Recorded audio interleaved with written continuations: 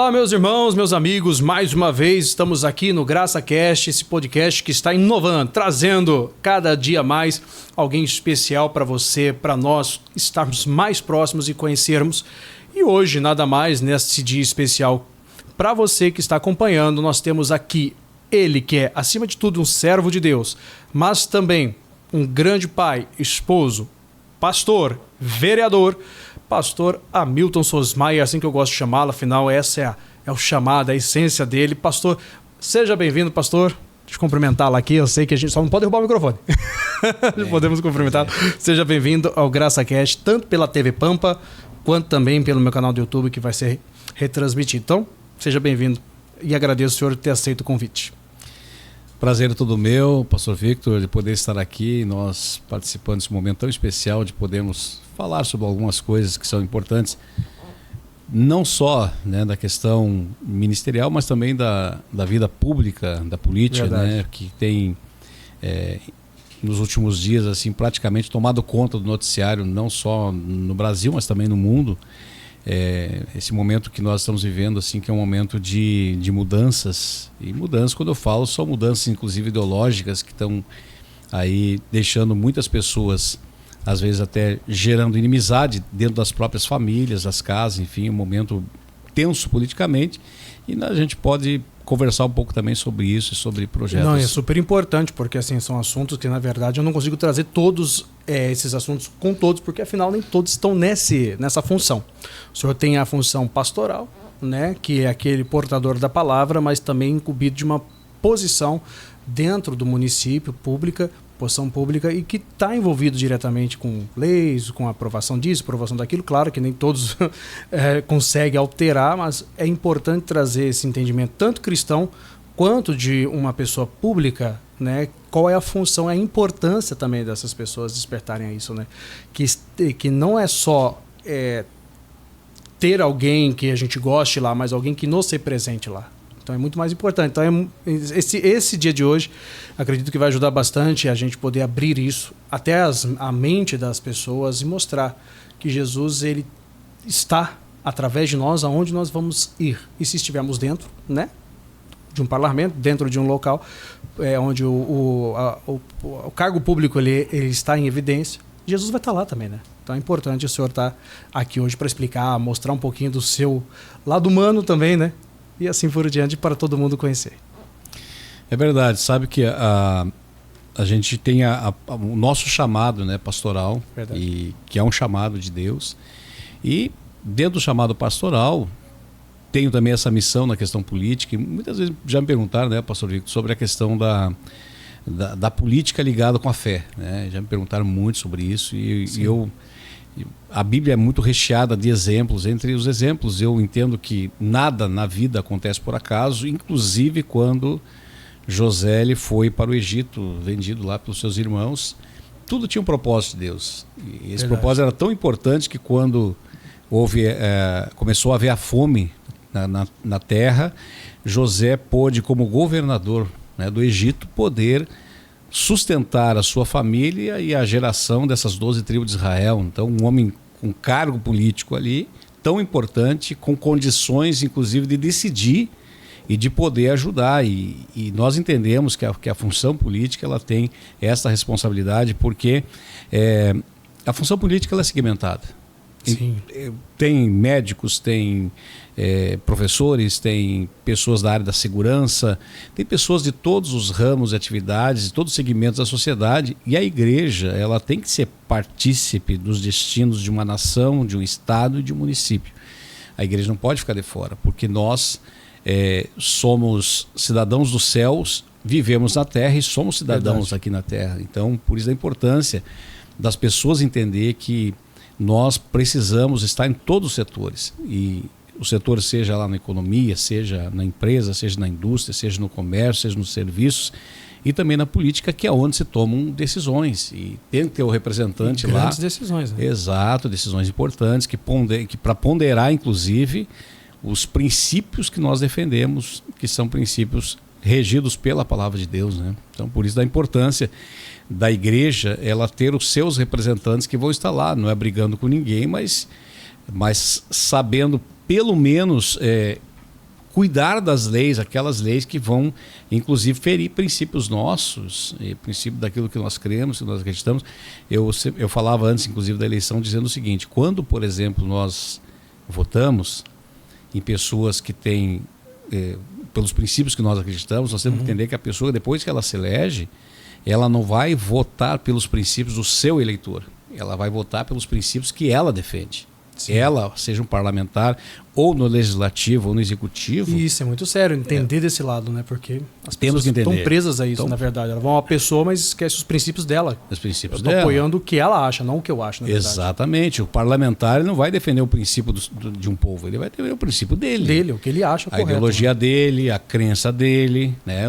Aquilo que ele pensa. E a gente vê hoje muitas pessoas assim, mas eu gostava tanto da pessoa fulano de tal, e eu votei nessa pessoa, e hoje eu estou vendo que o trabalho parlamentar dela é totalmente contrário, destoa com tudo aquilo que eu penso. Mas é interessante, eu particularmente nunca parei para pensar nisso, não que eu não faça assim, mas eu como cidadão. Eu, por exemplo, apoio, nós estamos aqui com o senhor, apoiamos, sabemos, mas é porque nós pensamos igual. Então, literalmente eu creio, né, que ao apoiar o pastor Hamilton como vereador, eu sei que eu estou como se fosse me apoiando, porque eu penso igual. Mas e quando a pessoa do outro lado não pensa como eu, só porque eu gosto dela? Né? Ou seja, a pessoa é eleita por algum motivo, em qualquer cargo que ela esteja, porque eu votei nela, porque eu gostei dela, mas o princípio dela é diferente do meu. Eu nunca parei para pensar de uma forma tão simples, né?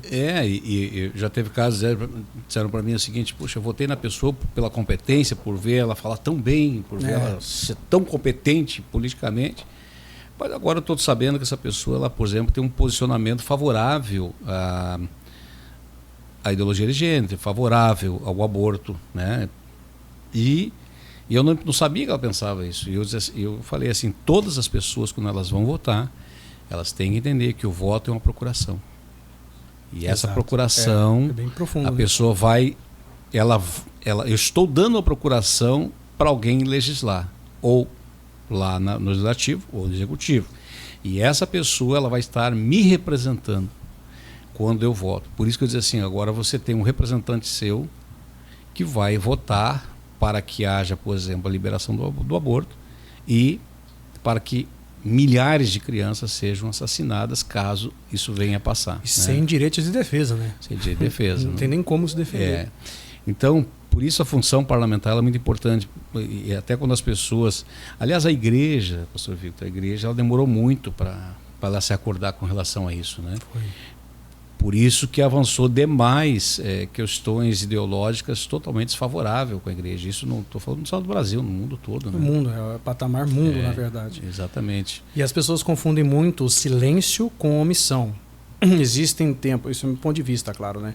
Do silêncio que a igreja ela tem que ter, o necessário, que talvez é aquele que a gente aprende com Cristo na cruz. Ele teve em silêncio, mas para fazer algo. Ele não estava em silêncio parado, ele estava em silêncio na cruz, né? Ele foi como ovelha muda da omissão de eu não me posicionar. É a diferença, né? Então ele se posicionou com atitude, mostrando que ele estava ali com um propósito. E aí alguns podem simplesmente, não vou me meter nisso. Mas não é não se meter nisso. Você tem que falar, você não vai se meter com uma estratégia de silêncio para depois saber o que está fazendo, ou em oração, em questões até naturais, ou eu não vou me meter por omissão. Eu não quero me meter. E com a visão geral, o que acontecer não tem nada a ver com isso.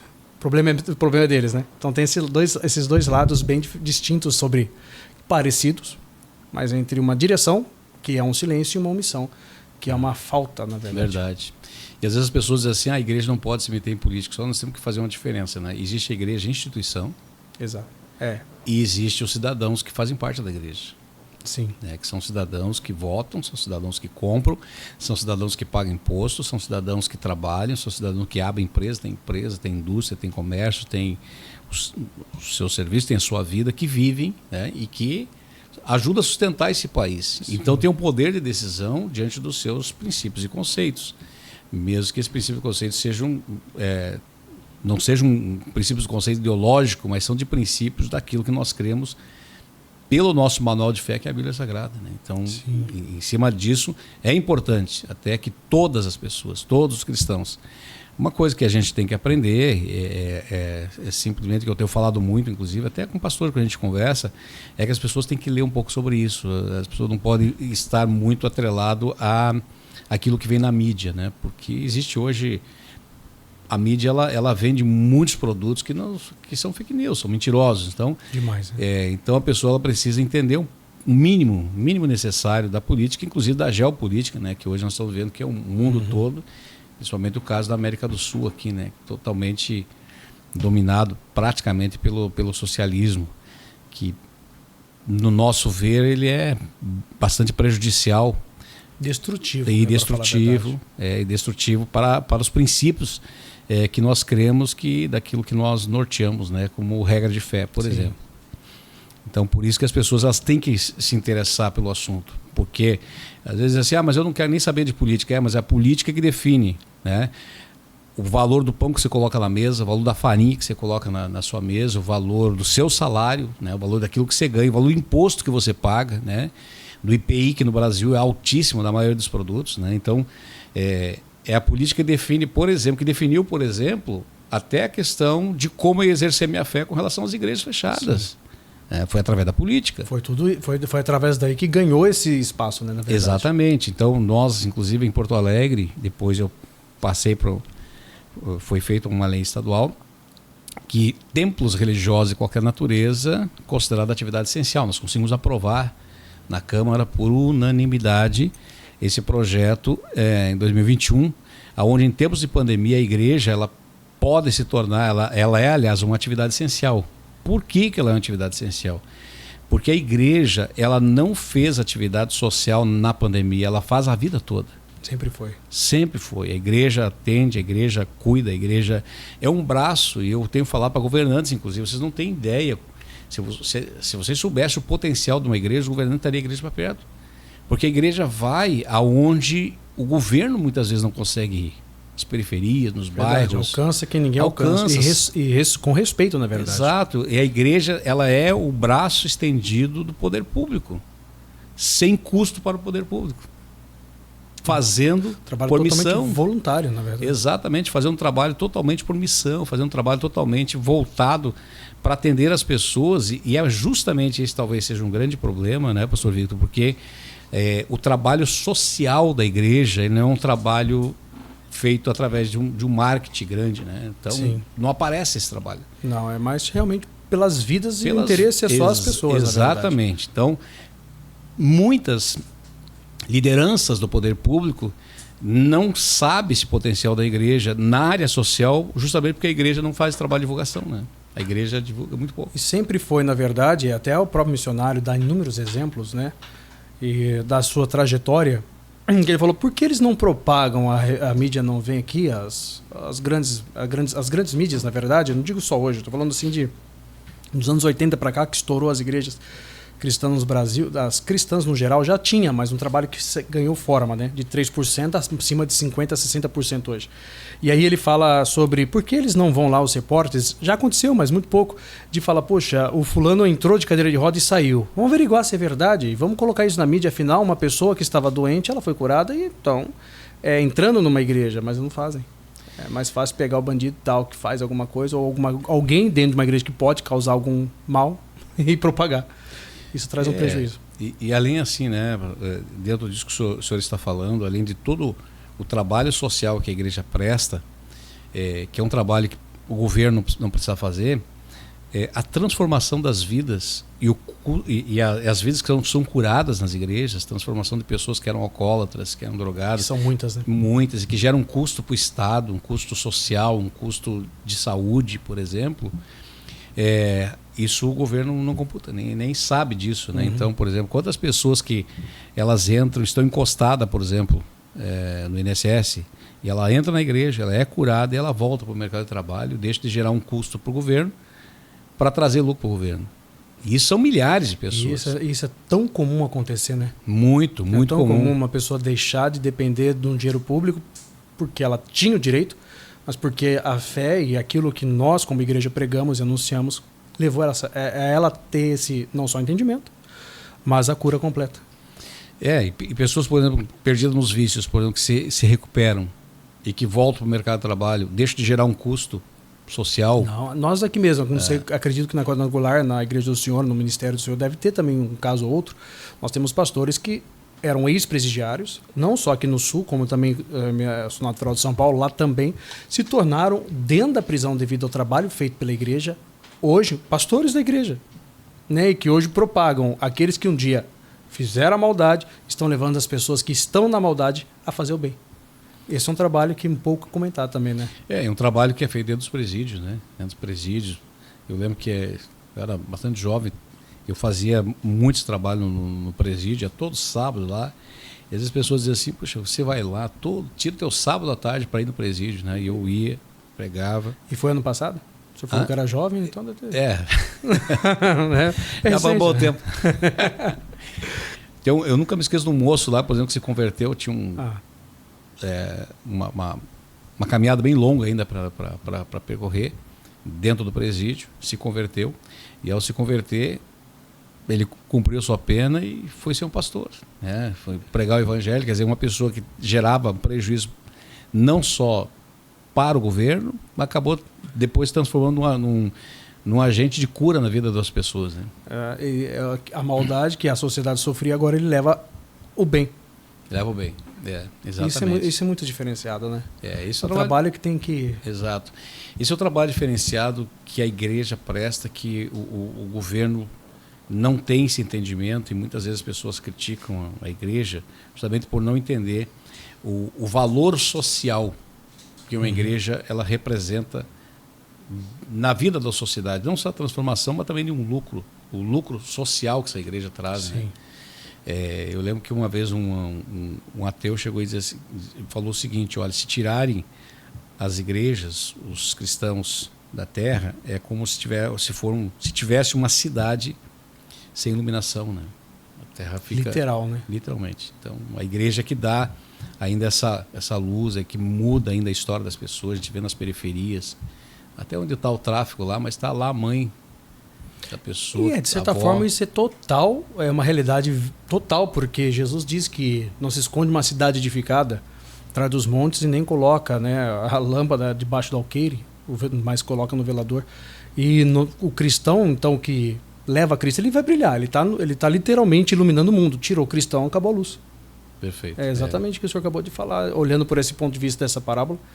Então tirou, desligar o interruptor eternamente. Quando os cristãos forem levados, acabou. É coisa séria isso. Exatamente. Bom, eu não agradeci, né? Quero agradecer o convite por estar aqui e a gente poder conversar um pouco sobre a questão da política, da igreja, a igreja na política. E a gente vê aqui na Câmara Municipal como é importante, né, a questão de ter lá cristãos que podem também colaborar, porque a nossa função não é ser contrária a tudo, a nossa função é colaborar. Exato, acrescentar, na verdade. Acrescentar, o bem, estar né, ali, todos. ajudando, inclusive, situações que, por exemplo, às vezes até seja o governo, tanto no nível federal, quanto no estadual, quanto até no municipal, eles não têm o entendimento de algumas leis que são prejudiciais. É uma questão muito natural, assim, e a gente está ali para contemporizar, para discutir, para dizer, olha, essa lei pode ser prejudicial nessa questão. Então, uma coisa que é muito importante é dentro das escolas, né? A gente entende que as escolas hoje elas estão... Elas estão construindo uma base, né? Tanto que o que hoje temos de base negativa acabou sendo, de certa forma, sem acusar, mas dizendo, veio da educação, que veio implantando devagarzinho sem que muitos percebessem. E esse acho que é um dos maiores problemas. Não sei se o senhor já teve, acredito que já, algum tipo de problema, questões de leis que foram feitas na surdina, com a intenção de não serem encontradas. Sim. Assim, alguns tópicos em algum local. São leis, por exemplo, que elas passam sorrateiramente e a lei com mensagens subliminares dentro de todo um texto que, naquele contexto, por exemplo, existe uma lei que ela vai prejudicar, por exemplo, a família, vai prejudicar a vida das pessoas. Então, esse cuidado todo o parlamentar tem que ter, né? E a gente está lá para isso. Até porque tanto no legislativo municipal, quanto estadual, quanto federal, a função do legislativo é fiscalizar os atos do executivo. E também acompanhar as leis que estão surgindo. Sim. E dentro dessas leis, a gente tem que sempre ficar atento, porque no meio dela vem o que nós chamamos de jabuti, né? Que são coisas que estão embutidas lá dentro ali, que já vem para depois se tornar lei e que vão automaticamente gerar prejuízo para a sociedade. E na questão da educação é complicado. Nós, por exemplo, conseguimos aprovar na Câmara Municipal e saiu um decreto agora da Secretaria da SMED, Secretaria de Educação, foi aprovado também na Câmara dos Deputados, um projeto chamado homeschooling, que é um ensino domiciliar, educação domiciliar. Isso é muito importante para o tempo que a gente vive. Para o tempo que nós vivemos, ele é muito importante. Então, esse projeto ele está em 60 países, já foi aprovado em 60 países. É importante porque é um projeto que as pessoas que elas podem ter, por exemplo, o ensino para o seu filho, para a sua filha dentro da sua casa, dentro da sua residência. Não é mais obrigatório uma escola em si. Exatamente. É regrado pela Secretaria de Educação. Sim. Né? Então, no nosso caso aqui, nós já estamos com o decreto pronto aqui em Porto Alegre. Esse projeto de lei já mandamos para vários municípios, aprovamos o projeto de lei. E ele é um projeto de lei que ele faz com que... E não é só por questões ideológicas, não. É por questões até mesmo de problemas até de saúde. Por exemplo, uma família tem um menino com problema, que é autista, que tem alguma questão de dificuldade até de relacionamento e às vezes os pais têm um receio que essa criança ou esse adolescente se torne, por exemplo, alvo de bullying na escola. E esse projeto ele ajuda com relação a isso. Acaba sendo até preventivo, na verdade. Preventivo, E com a questão, por exemplo, do home office, tem muitos pais que viajam pelo Brasil, tem um trabalho que viaja pelo Brasil e pode levar esse filho junto, inclusive, né? Esse filho, essa filha junto. E a base seria totalmente online? Também vale de um professor ir na casa, no caso? Essa pergunta que para mim é... Na realidade, o tutor é o responsável pelo ensino. O próprio tutor. O tutor. Entendi. Porém, ele não é um projeto empacotado. Ele não está impedido, por exemplo, de contratar um professor particular. E abre portas até de emprego para terceiros também. Exatamente. E vai ter que ficar ligado isso a uma escola ou à Secretaria de Educação, né? No nosso caso aqui vai ficar, nós temos algumas escolas que se colocaram à disposição para fazer essa ponte, né? Muito interessante. E é o currículo, a matriz curricular ela é da escola. Se for ligada à Secretaria de Educação, vai seguir a matriz curricular da Secretaria Municipal de Educação daquele município, né? Bem interessante mesmo. Então, com provas semestrais e anuais. Então, esse é um projeto muito importante, que justamente porque em 60 países foi aprovado. Justamente porque em alguns países a questão ideológica ela é muito forte nas escolas. São fortes, na verdade. E está desmontando com todo o ensino básico, às vezes, de doutrina cristã dentro de uma casa. A gente tem aqui os vizinhos, né, com uma ideologia pesada já, são os argentinos. Né? Exatamente. A ideologia de gênero, no geral, está entrando na escola mesmo, né? Pesado. Exatamente. Está bem bravo ali. Então esse é um projeto que já está aprovado aqui, né? Foi aprovado na Câmara dos Deputados, está no Senado, eu não sei como é que vai ficar com esse novo governo aí, né? Então, é uma expectativa que nós temos, que ele é muito importante o projeto. E, claro, não é todo mundo que vai poder colocar uma criança, fazer com que haja esse ensino em casa, mas ele é um projeto que ele é muito importante e é um anseio de muitos pais de poder ser o responsável pela educação, não só de família, mas também pela educação em função do ensino para os seus filhos. O próprio filho. Provado, inclusive, nos países onde isso acontece, que o nível de desenvolvimento e de aproveitamento é muito melhor que na escola, né? Esse é um fato importante a ser colocado. Exatamente. Para dizer que realmente não é só uma questão pessoal, mas vale a pena. Exatamente. Eu creio que as portas vão se abrir, afinal, estamos vivendo para isso acontecer. Nós estamos chegando agora, tem 2 minutinhos, pastor, quer aproveitar já nesse primeiro bloco? Passa bem rápido, né? Hoje o primeiro já foi. Para divulgar as redes sociais, quem quer conhecer mais a questão do pastor Hamilton, mas o vereador também, acesso à câmera, ter um contato específico, fique à vontade, pastor. Só essa câmera aqui, já pode falar para ela. Exato. Você pode nos pesquisar. Nós normalmente colocamos muito nas redes sociais a questão, inclusive, de disponibilidade de vagas de emprego, né? Um trabalho social que nós fazemos, onde muitas pessoas podem pesquisar ali Uma vez por semana a gente coloca aonde nos cines, tanto do município quanto do estado, tem vagas disponíveis de emprego e pode, pelas nossas redes sociais, ali no Instagram, no Facebook, Hamilton Sosmaier ali, e pesquisar e vai acompanhar todo o nosso trabalho, não só o trabalho do parlamento, assim, mas das leis que a gente sempre coloca que são feitas, aprovadas, e leis que são sancionadas. A gente tem colocado leis importantes também a nível de Brasil também. Então, que Deus continue abençoando. Daqui a pouco a gente volta, tem o segundo bloco. 3 minutinhos de intervalo, já voltamos. Hoje nós estamos com ele, pastor e vereador Hamilton Sosmaier, aqui da capital gaúcha. E com certeza você vai conhecer também um lado do pastor Hamilton, né? Ele que também está ali cuidando de rebanho, que tem a sua família, que está batalhando dia após dia, como um de nós, pastores, que vivem para levar a palavra de Deus. Tá bom? Daqui a pouquinho, já voltamos. Fica ligado. É um intervalo rápido e a gente já está já de volta. Olá pessoal, voltando aqui o segundo bloco, esse momento especial com o nosso vereador e pastor Hamilton Sosmaier, ele que nós conhecemos aí em plena pandemia, né, para um momento grande que teve aqui em Porto Alegre, em decisão de que nós estaríamos ali juntos para poder estarmos aí com um representante na Câmara, e agora está aqui também, né, como o pastor Hamilton, aquele que cuida de um rebanho. Eu estava falando com ele aqui no intervalo, né, sobre a necessidade de você saber também que ele é ser humano, gente. Também, ele tem funções, mas que tem uma vida e que Deus também usa de forma grandiosa. E que tem uma linda história na igreja, no geral, da conversão, da transformação. O senhor que é lá de Passo Fundo, né, natural. Perguntei lá aquela hora para não ter erro, que às vezes morou muito em tempo, aí vira quase cidadão. Mas o senhor é um cidadão de Passo Fundo e tem uma história, na verdade, lá, né? Família, né? O senhor Família. tem o pai e a mãe, né? A mãe recentemente também Jesus recolheu. Isso. E está aqui hoje podendo para transmitir um pouquinho, quem é um pouquinho mais o pastor Hamilton, ele que também é da Quadrangular, da igreja Quadrangular, que cuida também de um rebanho, que cuida de pastores. Bom, função é que não falta, né, pastor?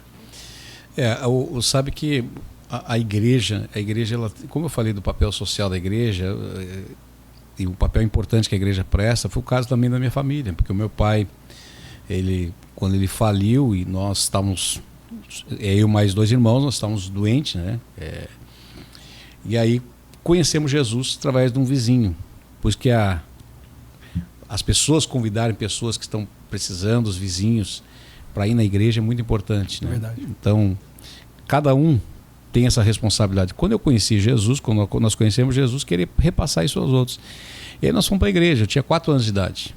Fui desenganado pelos médicos, né, para a igreja, assim, teve um tempo desenganado pelo médico, Jesus curou. E desde muito novo envolvido na igreja. E eu lembro que quando eu tinha uns 14 para 15 anos, um pastor chegou e falou para mim assim: você vai ser pastor. E eu falei assim: eu não quero ser pastor.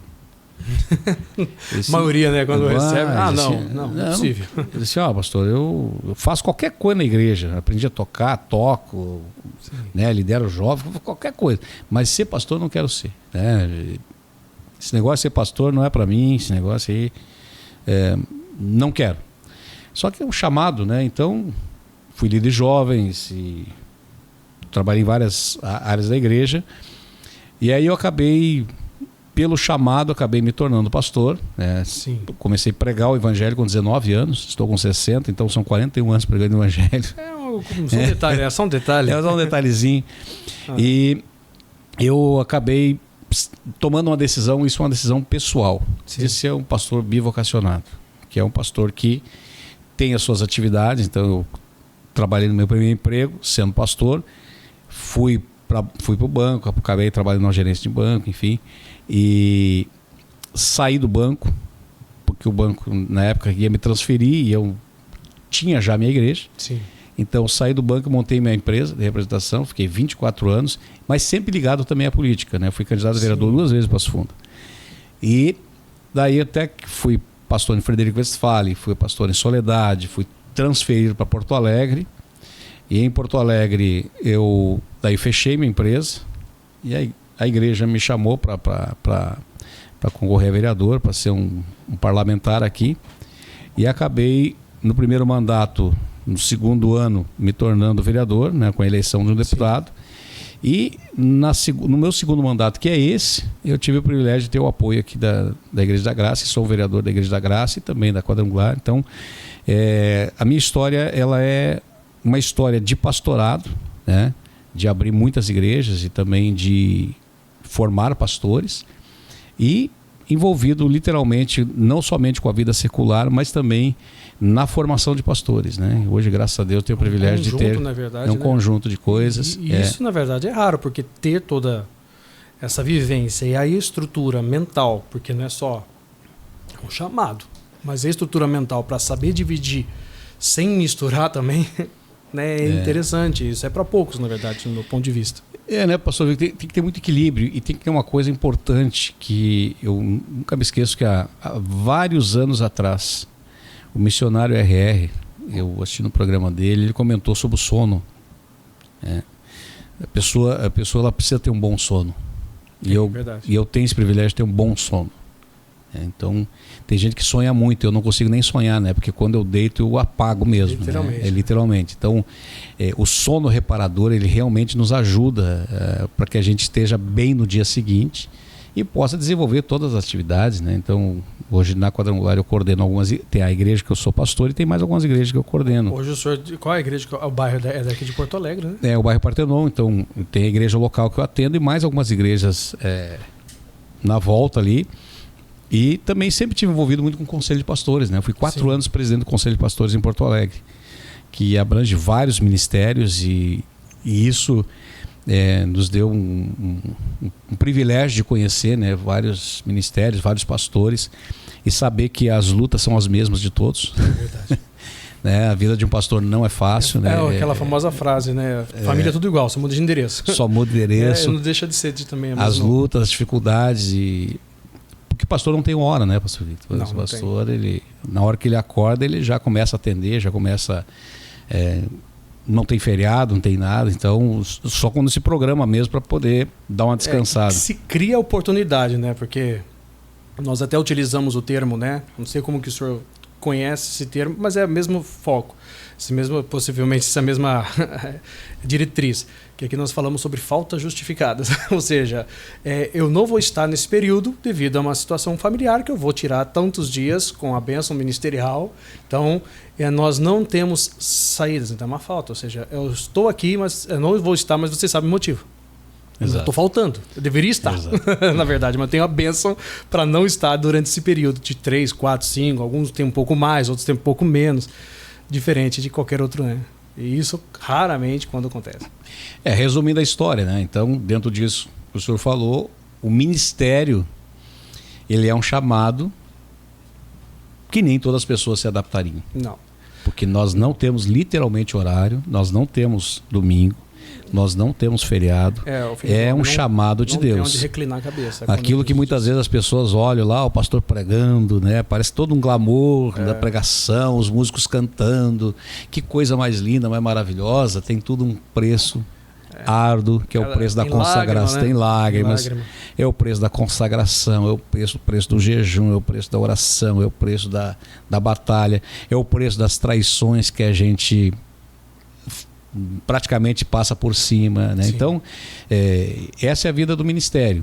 E é uma vida gostosa porque a gente sabe que quando eu sempre falo para principalmente obreiros novos que estão começando, eu sempre diz o seguinte: gente, sempre lembre de uma coisa, estão trabalhando para o reino de Deus, não é para o reino do homem. Então vocês vão receber mais críticas do que elogios, né? Vocês vão receber mais pancada do que glamour. As mesmas pessoas que te dão o presente de aniversário, no dia do teu aniversário, e bate nas tuas costas, são as mesmas pessoas que vão te trair depois, vão virar as costas para você. Portanto, lembre-se de uma coisa: a honra e a glória, ela vem do Senhor. Então, para isso. Então, quando a gente consegue administrar isso, nem todos conseguem administrar. Sim. Eu lembro que uma vez eu tenho 3 filhos e tenho um filho que tem 35 anos, uma filha que tem 32 anos, 33 anos. E eu lembro que um dia minha filha disse assim: pai, fulano lá te criticou, saiu da igreja, eu vi que tu dando um abraço lá e comentando assim: se eu não fizer isso, em vão é o evangelho que eu prego. Né? Verdade. Então, o evangelho que eu prego é é olhar primeiro para Jesus e lembrar que eu não estou como servo de Deus esperando o elogio das pessoas, eu estou esperando a aprovação de Deus, né? Porque a da aprovação dos homens nem sempre você terá. Mas se você tiver a aprovação de Deus, teu coração está em paz, você toca o teu trabalho. E para nós que temos tantas atividades, né, pastor Victor, o que nos dá alegria é saber que nós estamos fazendo algo pelo reino de Deus, transformando vidas que um dia vão morar na glória, né? A gente sabe o futuro, né? Sabe para onde realmente é o local certo. Quantos já passaram pelos nossos ministérios, né, que hoje já estão na glória? E vão. Então, Outros vêm, assim como a vida num geral, né? Então esse é o lucro do Evangelho, né? O lucro do Evangelho não é honras terrenas, não é cargos, não é títulos, tudo isso passa. É nosso lucro ministerial, um dia poder fazer como Paulo fez, né? Combati o bom combate, completei minha carreira e guardei minha fé. Esse é o lucro. Por isso que nem todos conseguem ter uma caminhada de ministério, né? Porque a caminhada de ministério ela é árdua, ela é uma bênção, ela te traz a paz que o mundo não dá, te traz a alegria que o mundo não dá, te traz a tranquilidade que o mundo não dá, mas tem o seu trabalho, as aflições, né? Jesus falou que teria, no mundo tereis aflições, não tem como escapar muito, mas tenha bom ânimo, esse bom ânimo que só o Evangelho traz, né? Exatamente. E que traz para nós trazermos também aqueles que nos ouvem, que repassam, que recebem a nossa mensagem. E o senhor falando sobre essa questão de, nossa, mas como que, até que comentou que a sua filha disse, pai, mas como consegue abraçar? Mas se eu não fizer isso, né? É interessante esse lado. Eu vi uma frase esses dias, até cheguei a usar essa frase em alguns exemplos, que foi, olha, independente do que as pessoas fazem, e alguém pode chegar assim, nossa, mas para abraçar ou para falar, para sorrir para essa pessoa, você teve que ser muito falso pelo que ela fez. Eu falei, não, uma coisa, eu aprendi a ser educado, e a educação não aprendi a perder, ela merece a educação, independente do que ela fez. Então, assim, uma coisa é ser falso, outra coisa é ser educado. Sorrir, cumprimentar, abraçar, não tem problema. Muitos todo mundo, né, pastor, interpretaria isso como hipocrisia, né, da nossa parte. As pessoas muitas falam, como é falso, sabe, olha lá, tá abraçando. Eu falei, não, uma coisa é ser educado, outra coisa é ser falso. E para nós não é nem hipocrisia, para nós pelo contrário, é saber que ali está uma alma, está um ser humano, e é muitas vezes poder entender que ali está uma pessoa com a alma doente, uma pessoa que precisa ser curada da alma, e nós como pastores nós conseguimos entender isso. Sim. Né? Conseguimos entender que uma pessoa precisa ser tratada, uma pessoa precisa ser curada, uma pessoa precisa ser cuidada, e às vezes nem a família não entende, né? Às vezes as pessoas que estão com esses problemas. Eu costumo dizer que eles não, quando é questão de até a própria família não entender, eu costumo explicar assim para facilitar, é que eles não tiveram a fé. Não é questão de diminuir a fé de alguém ou aumentar a fé de alguém, mas a gente sabe que a fé é por ouvir, então eles não ouviram o que eu ouvi para fazer o que eu estou fazendo. Exato. Eu sou do tempo, inclusive, que as igrejas levavam pedrada no telhado. Antigamente. Ainda tem umas que levam. Ainda tem umas que levam. E passava-se um tempo, o próprio vizinho que atirava pedra se convertia. E vinha, a gente recebia com carinho. Puxa, eu não entendia, não sabia. Né? E quantos de nós, cristãos, não fomos esse vizinho? Né? Exatamente. Então, não sabia, não entendia, meu Deus. E vinha aqui, apesar de tudo isso que eu fiz com a igreja, e a igreja me recebeu, né? Isso todo que é ministério, né? Não tem preço, né? Quando a pessoa vê essa... Ela vê que a igreja recebeu, né, bem aquela pessoa, mesmo com tudo que ela fez, tudo que ela deixou até tratou mal às vezes, né, um pastor, uma igreja, enfim. Mas ela vai para a igreja e ela é bem recebida, porque Jesus disse, né, aquele que vem a mim, de maneira alguma eu lançarei fora. Então... isso é a igreja de Jesus. Nós temos que fazer o mínimo, né? Exatamente. Fazer o que Jesus disse para fazer. E podemos fazer mais, que é tratar bem e cuidar dela. E o princípio de tudo isso é o equilíbrio, né, pastor? A gente tem que ter equilíbrio. Pastor, por isso que o senhor até comentou, né? Tantas atividades e a gente consegue, lá na política, na vida secular, lá fora, né? Conseguir ter o equilíbrio de, em todas as situações, saber ter um posicionamento. E lembrando que em todos os lugares que nós estivermos, nós continuamos sendo cristãos. Não pode mudar. Não pode mudar. A essência é essa. A essência é essa, a base é essa. Então o nosso posicionamento não pode, o meu posicionamento não pode mudar na Câmara, porque eu estou na Câmara. A minha base é cristã. Né? Então, sempre trabalhando dentro de um respeito, sempre trabalhando dentro de um equilíbrio, mas entendendo que eu estou ali porque eu tenho minha posição. Sim. E isso a gente vai vai seguindo a nossa vida nesse aprendizado, né? Que é o que a palavra de Deus ela nos... E eu lembro uma frase que o senhor falou, acho que nem sei se o senhor vai lembrar dela. Acredito que sim, mas teve uma ocasião que o senhor falou assim, que eu estava acompanhando uma live que o senhor fez. E aí eu lembro que o senhor falou e me chamou a atenção essa frase, eu guardei para mim. Eu usei até de exemplo já essa frase, usando o Senhor como exemplo. Que o senhor é chamado para ser pastor. E estava agora está, na verdade, na prefeitura aqui de Porto Alegre, né, como vereador também eleito. Mas foi durante a eleição, na verdade, o qual o senhor conseguiu ser eleito. E uma frase que o senhor disse foi: olha, eu tenho uma consciência de quem eu sou, com outras palavras. E eu sei e eu tenho a consciência de onde eu estou. Então eu estou na Câmara e eu estou como vereador. Eu não sou vereador. Amanhã, se Deus mandar ou mudar a direção, eu vou entender. Porque eu sei que eu estou. E isso marcou quando eu ouvi aquele detalhe, sabe? Dá para se entender que esse equilíbrio faz isso. Que não é aquela, não posso perder isso, agora eu estou aqui, não, eu não sou, eu estou sendo esse momento vereador eleito, mas no caso o senhor seria ainda eleito naquele período. Então isso é importante as pessoas entenderem, né? Isso. Que quando tem uma direção, quando é conduzido, é o Espírito de Deus quem faz, a gente entende que nós estamos agindo naquele local, assumindo uma posição que seja, por uma direção dos céus. Que aquilo não é o que nós almejamos, e sim o que Deus dirigiu para que a gente aceitou. E eu achei isso interessante, simples para muitos, mas são poucos de verdade que eu ouço falar dessa forma. E isso me chama a atenção, acredito que chamaria de todo mundo também. Até ontem um vereador chegou e perguntou assim: qual é o teu projeto? Assim, quantos anos tu pensa em permanecer na política? Eu falei para ele o seguinte: olha, a Bíblia diz que o coração do homem traça os seus caminhos, mas quem dirige os passos é o Senhor. Então eu não sei quanto tempo. O tempo é o tempo do Deus que eu sirvo, eu falei para ele, né? Ele é um vereador que não é cristão. E eu disse assim: eu estou aqui hoje porque Deus me direcionou para essa missão, né? Mas eu não sei quanto tempo Deus vai me manter nessa missão. Então eu tenho um planejamento para isso. Agora, a hora que Deus entender que o meu chamado e a minha missão vai para uma outra área, eu entendo que todas as pessoas que trabalharem dessa forma e todos que estão nos assistindo e que trabalhar dessa forma, qualquer função, qualquer profissão, você nunca vai ser frustrado. Porque você sabe que Deus vai estar cuidando de você. Isso é tão importante. É muito importante. A frustração das pessoas é porque elas pedem algo a Deus, mas que sempre que seja feito à vontade própria.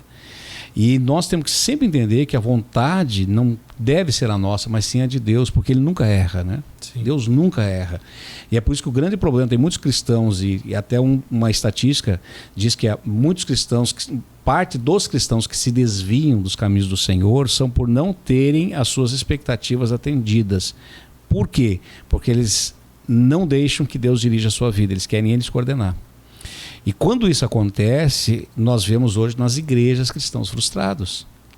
Por que frustrados? Porque ele entende que tem que ser do jeito dele, da forma dele, da maneira dele, e se deu errado, é porque Deus o abandonou, ou deixou de lado. Se deu errado, ele não entende que o errado deu porque era o certo. Sim. O errado deu porque deu errado. Porque Deus abandonou, Deus não esteve com ele no projeto, Deus não esteve com ele na direção. Então, por isso que muitos cristãos são frustrados. E quem está nos assistindo, é importante entender isso, que quando você entende que tudo é de Deus, Ele está no controle de tudo, a hora de terminar a sua missão, sua função, né, pastor Vitor? Em qualquer área, você sabe que Deus tem o melhor para você. Nem outra área. E aí você não vai ser frustrado. Aí você não vai ficar doente, né? Aí você não vai xingar um monte de gente porque não deu certo. não deu certo. Pegaram minha posição, não gosto disso, era eu para estar. Não, se eu não estou, não era eu. É uma coisa que me chama muita atenção nas igrejas, várias empresas, que as pessoas dizem o seguinte: tiraram o meu cargo. Verdade, tem muito disso. Tomaram o meu cargo. E agora? Não valorizaram o meu trabalho. Gente, ao invés da pessoa dizer o contrário, assim, foi um privilégio ter servido a Deus na igreja, no cargo tal. Seja um líder jovem, um líder de homens, um líder de mulheres, seja lá.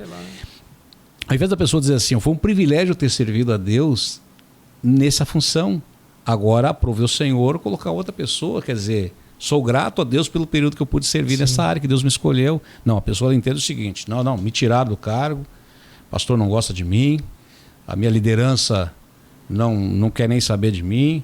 E aí, às vezes, tem umas pessoas, né, mal intencionadas dizendo assim: tiraram o teu cargo, te deram uma rasteira, né?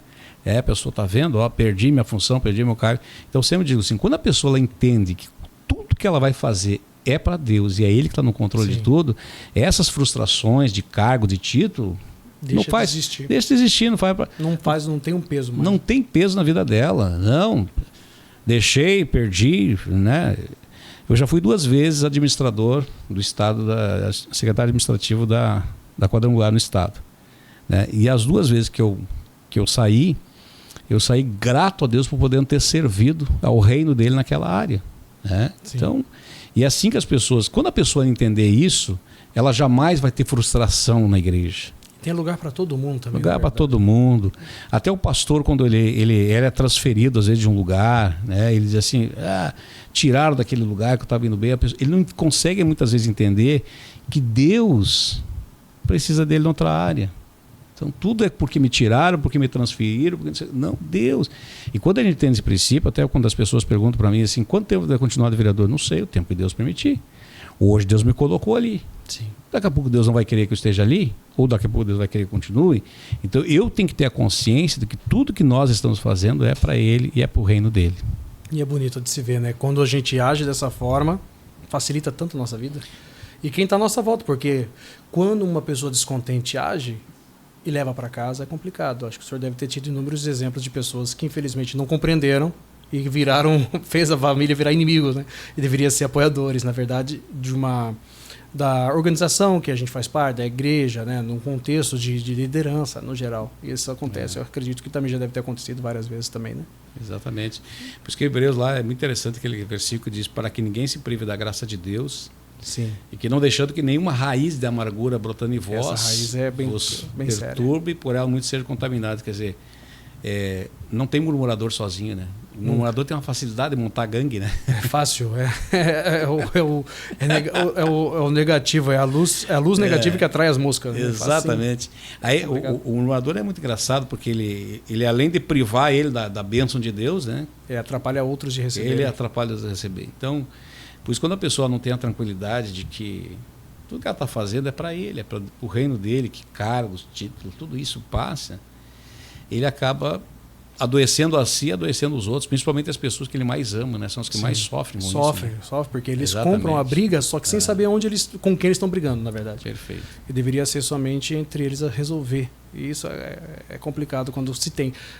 Contrapartida, tem os que compreendem e Deus tem usado. E eu penso muito nisso, né? Que o nosso local, não só na sociedade, claro, mas nós como chamados pastores, nós não estamos. Eu sempre trouxe isso para mim como é parte da vida. Eu nunca vim para ocupar lugar de ninguém. Eu vim para assumir o que Deus me deu, o que Ele quer que eu faça.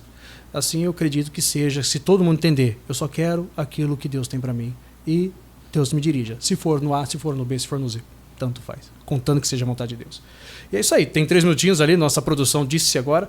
Pastor, quer aproveitar para também convidar, falar onde que podem encontrar a Igreja do Senhor? Fique à vontade, tá? Mostrar ali o endereço, onde que pode encontrar a Igreja da Graça, não, Quadrangular da Graça, aqui na Avenida Júlio de Castilhos.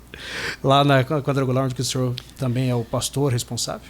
Pastor, em primeiro lugar, quero agradecer a Deus pelo privilégio de poder estar aqui e também parabenizar pelo seu trabalho. É um trabalho que eu tenho acompanhado pelas redes sociais, as pregações, as ministrações, como Deus tem usado nesse lugar aqui, né, grandemente. Entendemos, como eu falei, né, sempre tem uma missão que encerra um ciclo e começa outro ciclo, né? E eu fui dar posse para um pastor esses dias, assim, ó, você está encerrando o seu ciclo aqui, Deus vai te usar em outro lugar e agora está começando um novo ciclo. Então, sim. E esse é o tempo que Deus tem usado muito aqui. Eu quero parabenizar, né, a sua disposição, o seu trabalho, a forma como tem administrado, tem pregado aqui, né? Que Deus continue lhe usando, lhe abençoando. Amém. O privilégio que nos deu, né, de nós podermos estarmos juntos aí, né, sendo parceiros nessa missão na Câmara Municipal, né? Eu estou na Câmara, tenho também a igreja, como falei, que eu sou pastor todo domingo de manhã, domingo à noite eu estou ali, né? Sim. E outros cultos da semana que eu posso estar, mas domingo de manhã, domingo à noite estou ali da São Luís 1030, onde ali eu realmente estou como pastor. Mas a minha função e alegria de poder ser parceiro junto, né, desse trabalho e mais uma vez ratificando assim o lindo trabalho que o senhor tem feito aqui em Porto Alegre, no estado, né? E algumas igrejas que têm acompanhado assim, devido sua dedicação, seu esforço, seu empenho, que Deus continue usando grandemente. Amém, né? E para mim é um privilégio poder fazer parte junto desse projeto junto, né? Que Deus abençoe. E Deus seja louvado. Eu que agradeço, pastor. Mais uma vez. Amém. Parceiros. Pessoal, Deus abençoe. Esse é o pastor Hamilton. Se quiser, as redes sociais dele vai ficar aqui para vocês. Acompanhem. Lembrando que todos os dias, de segunda a sexta, o GraçaCast vai estar tanto às 7h30 na Pampa, quanto às 10 horas na minha página, ou melhor, no meu canal do YouTube. Pastor Victor Martins Oficial. Vai ter uma playlist para o GraçaCast. Deus abençoe. Um forte abraço. Mais uma vez, pastor, muito obrigado pela sua presença. Obrigado. Deus abençoe, gente.